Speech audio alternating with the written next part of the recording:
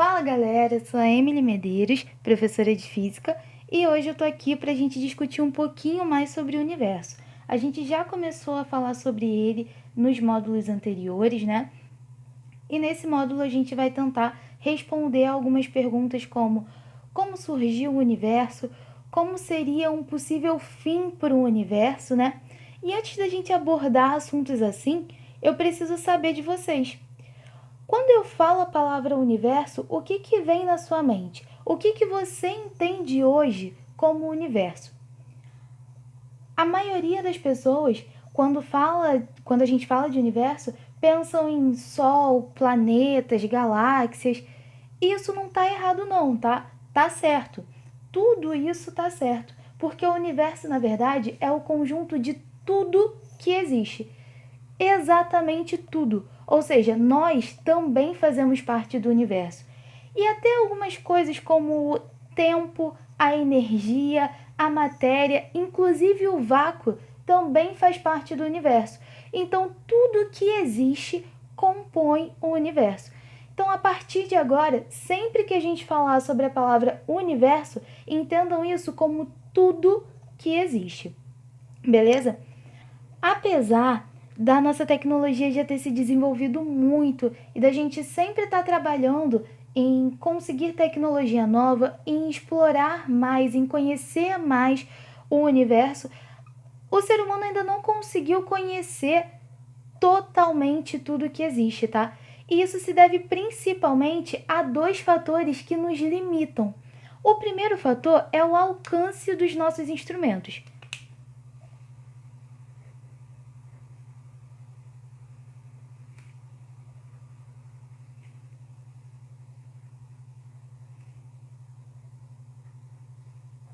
Apesar de toda a tecnologia que a gente emprega para construir instrumentos cada vez mais precisos, eles ainda não são suficientes para que a gente consiga conhecer todo o universo. Pode ser que em algum momento a gente consiga criar instrumentos tão precisos assim, mas nesse momento a gente ainda não tem. E isso é um fator limitante, porque com os instrumentos que a gente tem atualmente, a gente ainda não consegue conhecer tudo. Outro fator limitante é a própria natureza. Porque vamos lá, daqui a uns módulos mais para frente, a gente vai estudar um pouco melhor como a gente observa as cores, como a gente percebe as cores, na verdade, né? Como a gente observa os objetos. Mas só para dar uma adiantada, a gente observa os objetos assim, ó. Quando a luz bate no objeto, ela reflete até os seus olhos.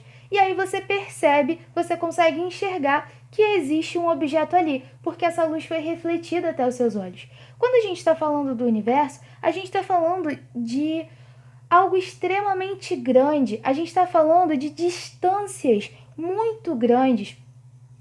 Então existem localidades no espaço em que a luz bate em determinados corpos celestes e a gente não consegue perceber essa reflexão aqui da Terra.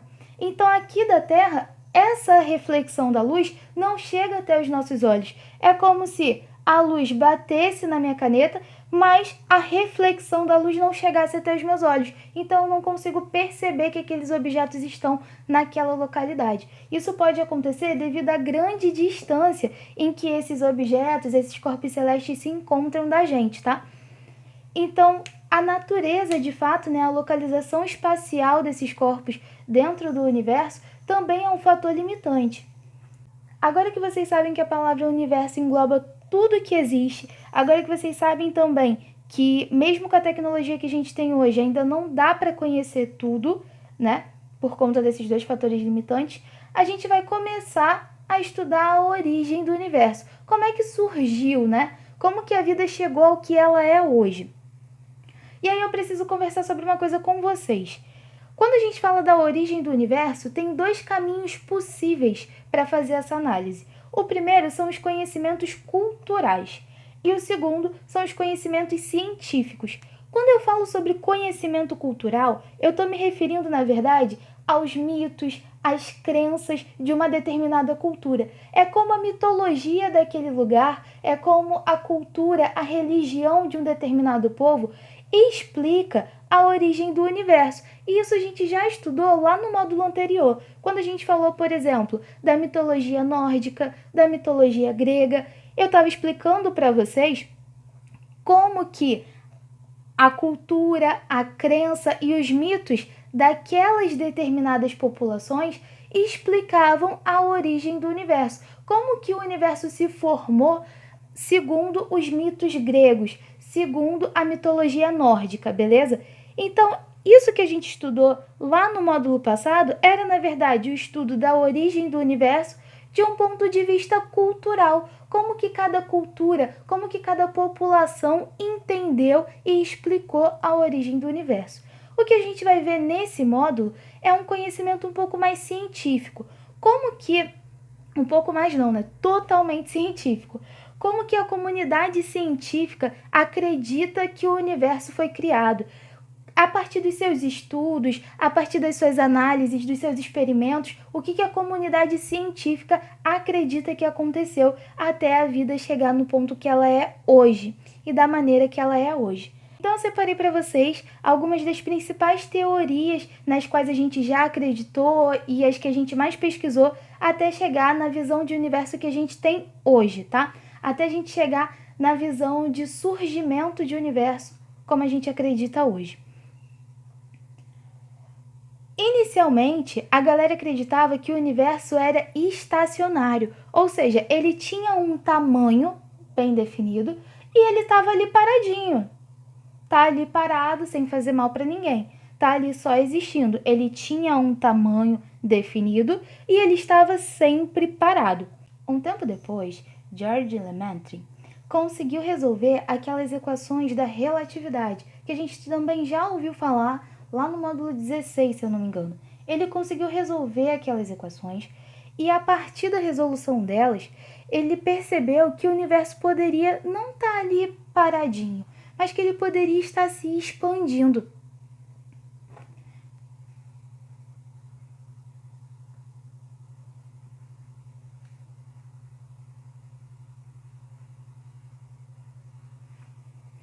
E aí, junto com Lemaitre, George Gamow estudou um pouco mais a fundo essa ideia de universo em expansão, né? Ambos juntos estudaram mais a fundo essa ideia de universo em expansão e chegaram à teoria do Big Bang, que consiste no seguinte, ó. Toda a matéria, todo o universo, ou seja, tudo que existe, estava concentrado em um único ponto. E em determinado momento, essa partícula explodiu e foi energia e matéria para tudo quanto é lado. Essa explosão deu origem a tudo que a gente conhece hoje. Então eles acreditam que toda a matéria, tudo que existe estava condensado em um ponto e a partir da fusão, a partir da explosão desse ponto, toda a matéria se expandiu. Então eles acreditavam que a matéria estava toda condensada em um ponto. Ela sofreu fusão, ou seja, ela se dividiu, ela se expandiu. Foi matéria e energia para tudo quanto é lado. A partir dessa explosão, deu-se origem às partículas elementares que mais tarde formaram os corpos celestes que a gente conhece hoje. E até os que a gente ainda não conhece, tá? Então eu vou colocar aqui embaixo o nome dos responsáveis por essa teoria.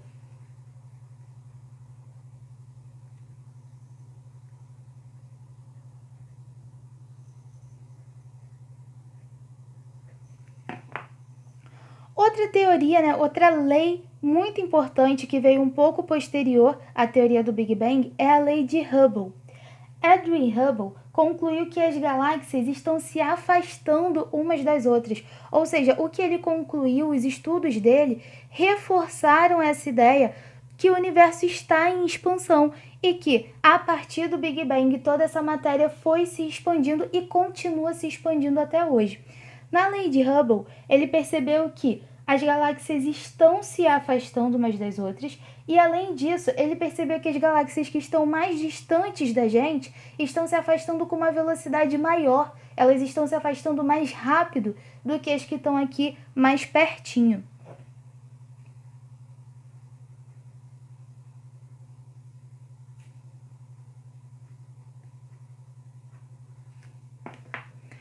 Só para deixar bem claro, essa teoria do Big Bang assume que esse início de universo aconteceu aproximadamente há quase 14 bilhões de anos atrás, tá? Para ser um pouco mais precisa, 13,7 bilhões de anos atrás. E que desde então toda a matéria que estava condensada em um ponto vem se expandindo. Falando em matéria, a gente também acredita que quando rolou o Big Bang, quando essa matéria começou a se expandir, o universo era formado por matéria e antimatéria. Vocês já devem ter visto lá na química que toda matéria é formada por átomos.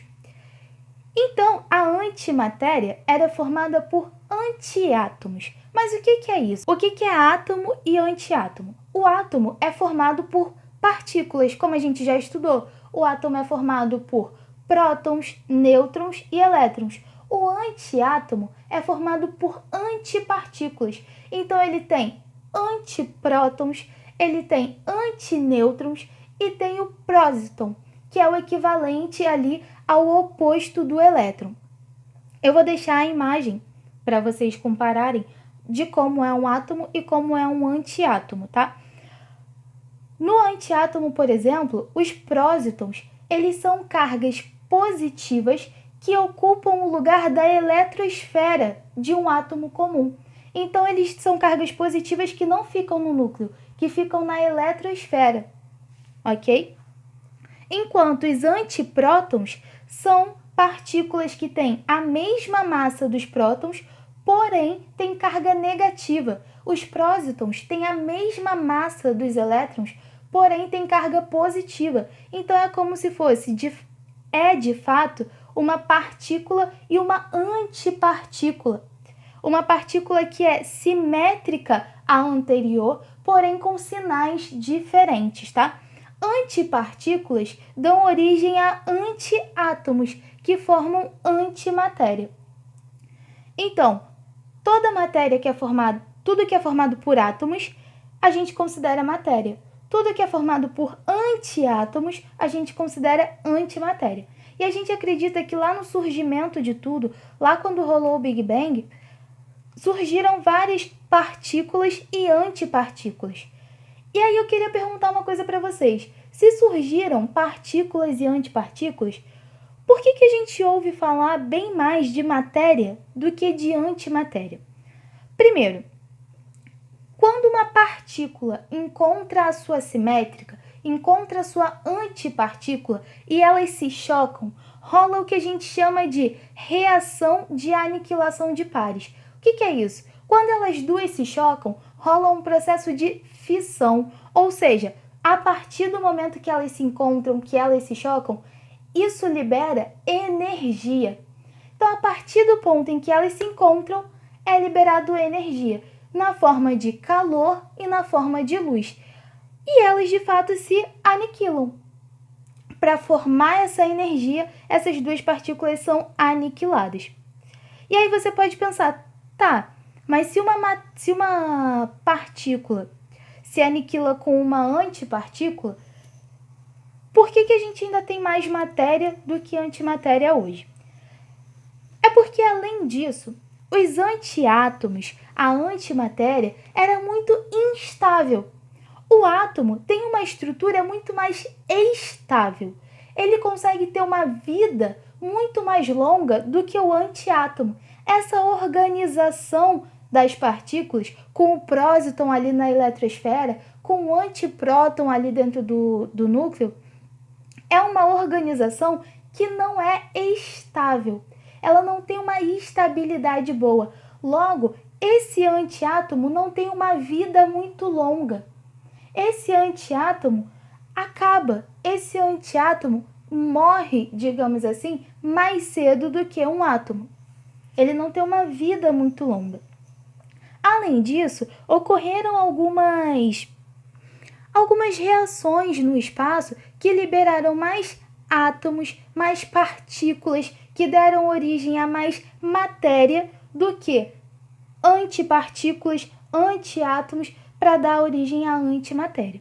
Com a expansão do universo, a matéria começou a se distribuir e a temperatura, que antes era muito elevada, começou a diminuir.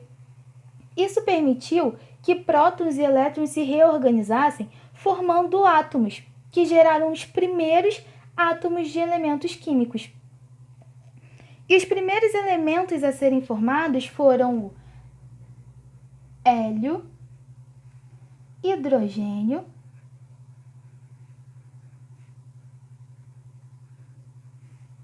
berílio, lítio e o boro.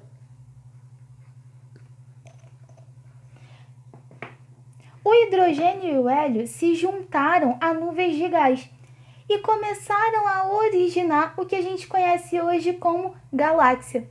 Então, a junção dessas nuvens de gás com átomos de hélio e hidrogênio formaram as galáxias. E aí, a gente começa a analisar um pouquinho melhor a formação da Terra. Primeiro, a Terra começou a ser formada há 4,6 bilhões de anos atrás. Então, isso faz muito tempo. Naquela época, ela era totalmente inóspita. Era impossível que nós conseguíssemos viver no planeta naquela época, principalmente devido às temperaturas que eram elevadíssimas. E a temperatura era assim porque tinha uma atividade vulcânica muito intensa. Mas não era só isso. Como se isso fosse pouco, né? Não era só isso. Além disso, a Terra entrava em colisão o tempo inteiro com cometas, asteroides, enfim, seria impossível a gente conseguir viver na Terra naquele período. Por incrível e mais contraditório que pareça, essas atividades vulcânicas que elevavam a temperatura e impediam a nossa vida aqui são justamente o que favoreceu a nossa vida atual aqui na Terra. Eu vou explicar. Essas atividades vulcânicas expeliam uma enorme quantidade de vapor de água e de outros gases. E esses gases deram origem à nossa atmosfera, que é algo que permite a nossa vida na Terra hoje. Então, aquelas atividades vulcânicas que impediam a nossa vida há muitos anos atrás formaram a atmosfera que permite a nossa vida hoje. Olha só que loucura!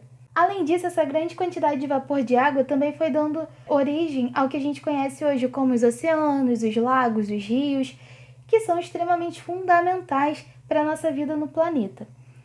E aí eu fiz um esqueminha aqui embaixo que eu vou preencher com vocês sobre como essa vida surgiu. Quando a gente fala sobre a formação da Terra e fala que formou a camada, né, formou ali a atmosfera, a gente pensa primeiramente em seres humanos. Mas não foi assim que a vida começou, tá? A gente acredita que lá no início a vida começou a partir de moléculas orgânicas, bem simples ainda, tá? Então ela começou a partir de moléculas. Ui.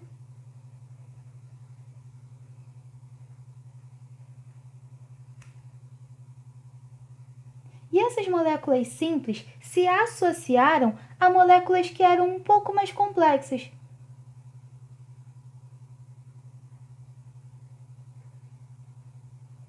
Como, por exemplo, os aminoácidos. A partir dessa associação, foi permitida, né, foi possibilitada ali a reprodução das células.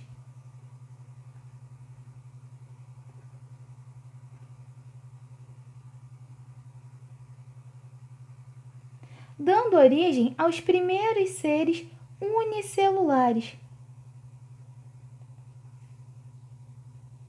que mais tarde deram origem a seres mais complexos.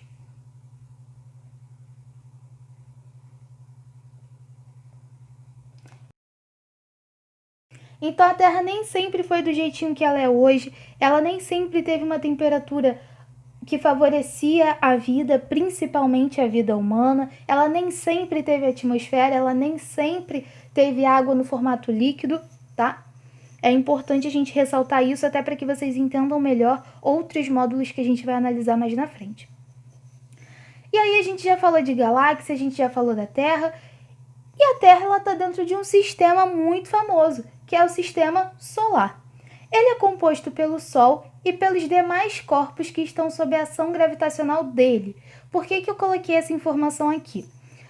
O sistema solar é composto pelo Sol e pelos demais corpos que sofrem a ação gravitacional dele. Ou seja, tudo que está ali girando, orbitando ao redor do Sol, faz parte do sistema solar. A gente tende a achar que o sistema solar é composto pelo Sol e pelos planetas, mas não é só isso. Tem outros corpos celestes que também estão ali orbitando ao redor do Sol, e eles também fazem parte do sistema solar. Falando nisso, é bom a gente entender o que é um planeta, né? Planetas são corpos que orbitam uma estrela. Tá, beleza. Mas tudo que está no sistema solar orbita o Sol, que é uma estrela. Então, tudo que está no sistema solar é planeta? Não. Existem mais algumas características que um planeta tem que ter. Existem mais algumas características que um corpo celeste tem que ter para ser considerado planeta. Para ser um planeta aqui do sistema solar, ele precisa orbitar o Sol.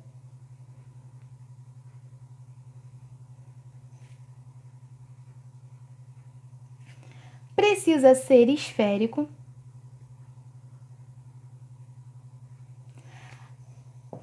E eu preciso fazer uma pausa aqui. Vamos lá. Eu só queria deixar claro que a galera que acredita que a Terra é plana, na verdade acredita que a Terra nem é um planeta. Porque uma das características necessárias para ser considerado planeta é ser esférico. Então, se alguém acredita que a Terra é plana, você está acreditando que a Terra nem planeta é. Perceba o absurdo. Então, vamos lá. Além de orbitar o Sol, de ser esférica, ela também precisa ter uma órbita livre.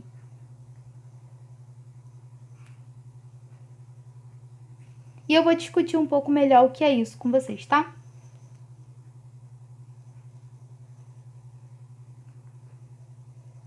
Significa que, dentro da sua órbita, ele precisa ser o corpo celeste principal. Ou seja, até podem existir outros corpos celestes que estão próximos a essa órbita, mas naquele caminho, o planeta é o corpo celeste principal. Tranquilo? E eu vou deixar uma fotinho aqui de como é a organização do Sol e dos planetas aqui do Sistema Solar.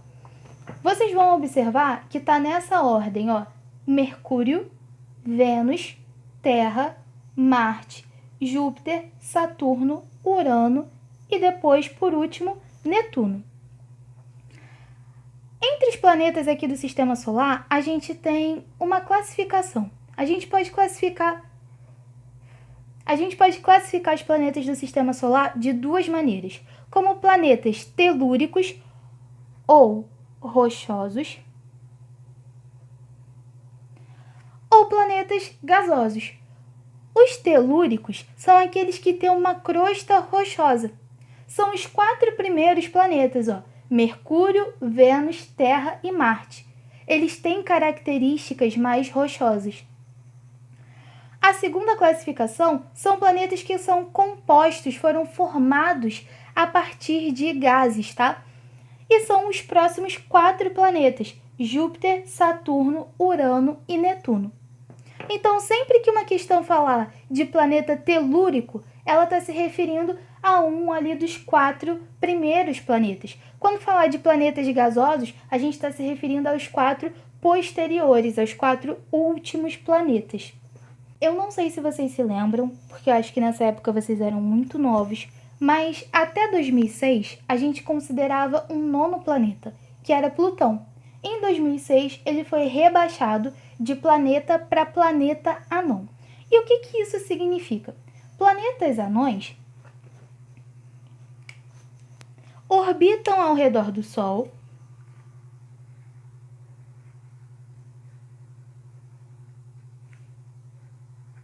claro, né? Planetas anões aqui no Sistema Solar orbitam ao redor do Sol, são esféricos,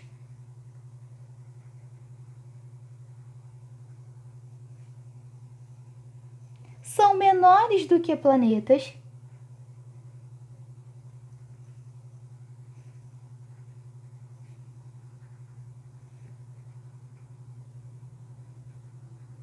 e o mais importante, para ser considerado um planeta anão e não um planeta.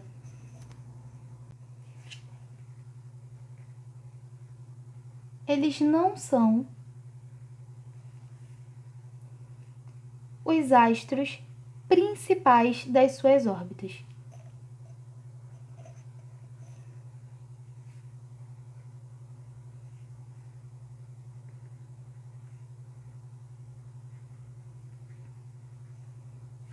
Geralmente, eles dividem espaço com vários corpos menores, e isso faz com que eles não sejam o principal corpo ali naquela trajetória, com que não sejam o principal corpo ali naquela órbita, porque tem vários outros corpos que também estão passando por ali. Então, esses corpos que também orbitam ao redor do Sol são esféricos, mas são menores do que planetas e não são os principais das suas órbitas, são chamados de planetas anões.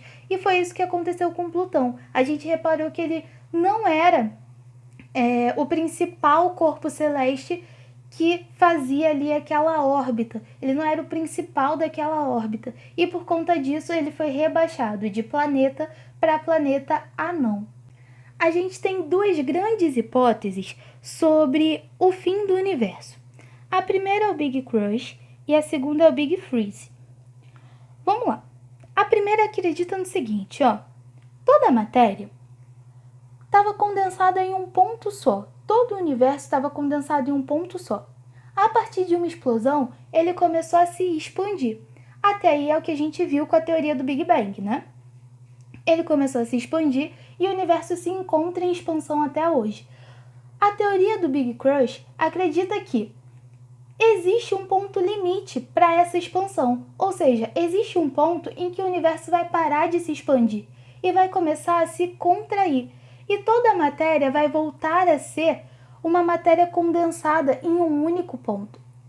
Repara no seguinte, para que tudo isso comece a se contrair, para que tudo isso comece a se aproximar de novo, vão surgir várias colisões entre os planetas, entre as galáxias, e aí segundo essa teoria, segundo essa hipótese, na verdade, o universo acabaria assim, a partir dessas colisões e tudo retornando a um ponto único. Depois disso, haveria um novo Big Bang. A matéria voltaria a se expandir e o universo ficaria nisso. Se expande até um determinado ponto, depois se contrai e acaba com tudo. Se expande, forma um novo universo, se contrai e acaba com tudo. Isso é o que acredita a hipótese de Big Crunch. A hipótese do Big Freeze acredita que tudo partiu do Big Bang, A matéria estava condensada num ponto só, a partir de um momento teve uma explosão, ela começou a se expandir, mas ela não vai ter um limite para essa expansão.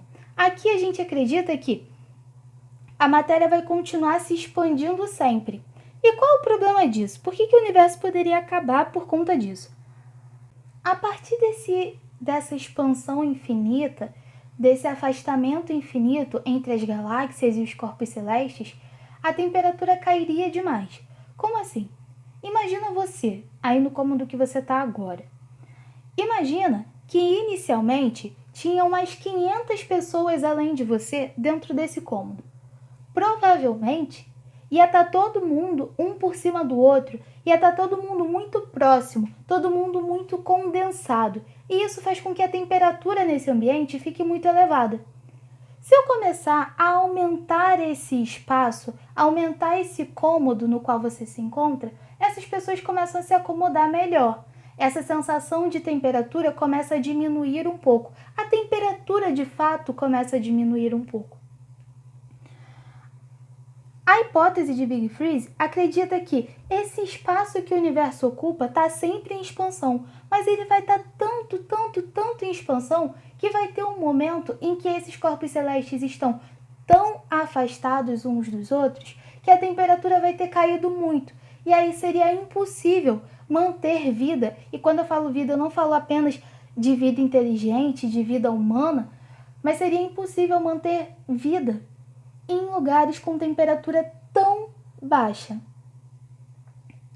Então, galera, essa foi a nossa aula sobre o universo. Hoje a gente conversou um pouquinho sobre o que significa essa palavra, que representa tudo que existe. A gente falou que tem algumas limitações que impossibilitam a gente de conhecer todo o universo.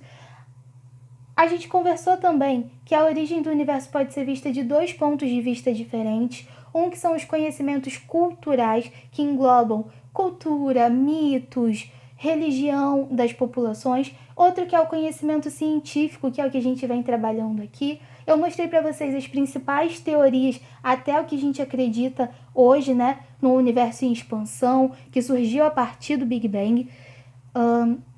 Com as galáxias também se expandindo, como afirma a lei de Hubble. A gente conversou sobre o que é matéria, o que é antimatéria. Vocês viram que toda partícula tem uma antipartícula, então tem o próton, tem o antinêutron, tem o antipróton, que formam antiátomos, que formam antimatérias. A gente viu que o hélio e o hidrogênio, quando foram formados, se agruparam ali a nuvens de gás e deram origem às galáxias que a gente conhece hoje. Vocês viram também que lá no comecinho da formação da Terra era impossível existir vida aqui e por conta de alguns fatores que impossibilitavam a vida aqui naquele momento, hoje é possível ter vida. Vocês viram toda essa formação, né, que a gente acredita que surgiu a partir de moléculas simples, que se associaram com moléculas mais complexas e foram dando origem de maneira mais evolutiva até chegar a seres mais complexos e a vida como ela é hoje. Vocês viram também a diferença entre planeta, planeta não, viram como classificar planetas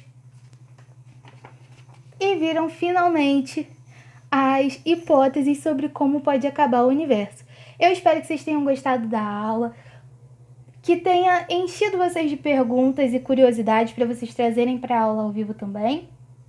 E é isso. Um beijo e até a próxima aula.